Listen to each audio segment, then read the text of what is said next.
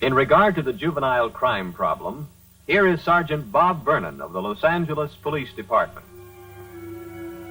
We of the Los Angeles Police Department Juvenile Division find that another part of the crime problem is the alarming rise in the ruthless and violent acts committed by juvenile gangs. Gang activity is just another expression of the delinquents' rebellion against society. Due to the legal restrictions controlling the purchase of firearms and other weapons, the delinquent is forced to use his own ingenuity to create, devise, and make his own lethal weapons. Probably the most common weapon used in juvenile gang fights is the zip gun. The zip gun, a lethal weapon, is created from a variety of common articles, such as the car radio antenna and the common household lock that you see here. Another very popular weapon is the switchblade knife. Due to its dangerous nature, this knife is now prohibited in California and many other states. This may be referred to as the delinquent's yo-yo. However, the purpose of this article is to inflict vicious bodily injury. The weapons you see displayed here, and many others, are presently being used in the increasing number of gang wars being waged throughout our great nation.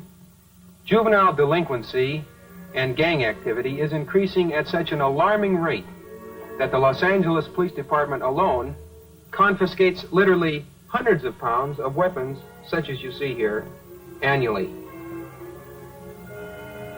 It's indeed a tragedy that many of our young people must spend some of the best years of their lives behind bars. Robbery, fighting, knifing, and murder are among the crimes committed by these roving bands of youth.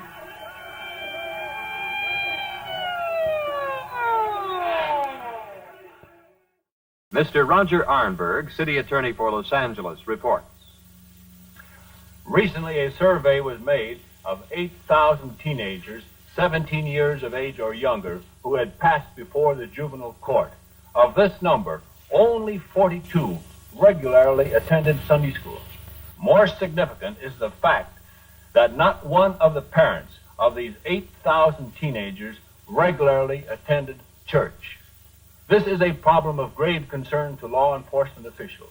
America today is probably the most unlawful nation in the world. Isn't it cause to hang our head in shame that in our American school system, which was based and founded upon the Word of God, we no longer desire to have the name of God even mentioned? God has become unconstitutional.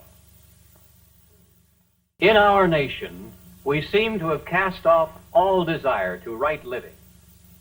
There is a marked lack of self-restraint. Profanity has become acceptable even in the highest social circle. If our national leaders, public heroes, and entertainment personalities use terms of profanity, is it any wonder that children write obscene language on the sidewalks,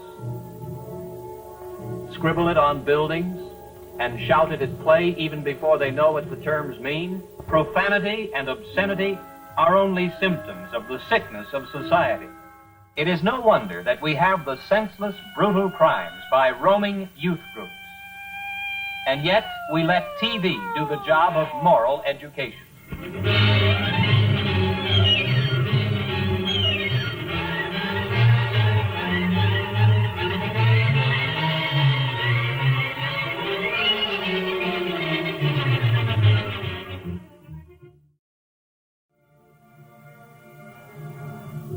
Narcotics. To tell us something about this symptom, here is Captain Lewis Brown, in charge of enforcement, United States Customs Service, Los Angeles. Many people in this country thought our problems had abated with the signing of the peace treaties of World War II. However, since that time, another great menace has entered on the horizon. The narcotic problem has increased many-fold during the past several years. We in the Customs Service know of the increase in smuggling and usage during this period. This is some marijuana seized recently at our local harbor. Marijuana is the first drug usually taken by an addict before he graduates to a more vicious drug, heroin, morphine, or codeine. I have here a vial of 92% pure heroin originating from Red China sources. This vial of heroin on the illicit market would cost the addict approximately $500.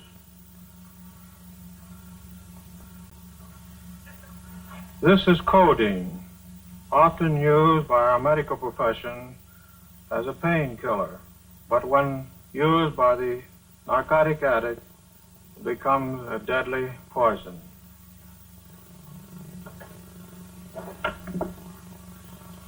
Here's a block of morphine, which originated in Hong Kong, would cost on the illicit market approximately $15,000. The cure for crime and immorality is Christ in the heart.